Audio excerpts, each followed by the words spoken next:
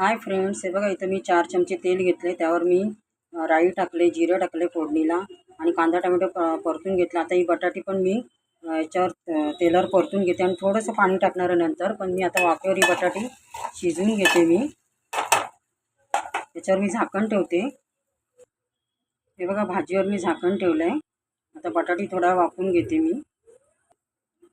हे बघा बटाटी अर्धवट अशी शिजली थोडीफार. याच्यामध्ये सिमला टाकायची. सिमला पण मी तेलावर परतून घेते आणि झाकण ठेवते मी. सिमला परतून घेते मी यावर. हे बघा आपली सिमला आणि बटाटा शिजले, वाफेवर शिजवून झाले आपलं. आता हळद टाकते,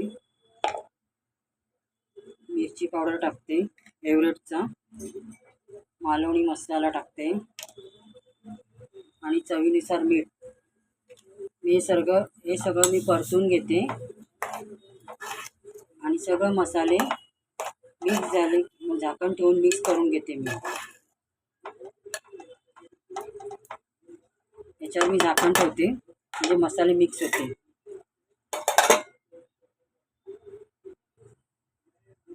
हे बघा मसाले सगळे मिक्स झाले आणि सिमला आणि बटाटा पण शिजलाय. तर हे बघा याच्यावर मी ओलं खोबरं टाकते. ते पण मी मिक्स करून घेते. आता भाजी झाली आपली तयार. या खायला. लाईक करा, सबस्क्राईब करा, शेअर करा.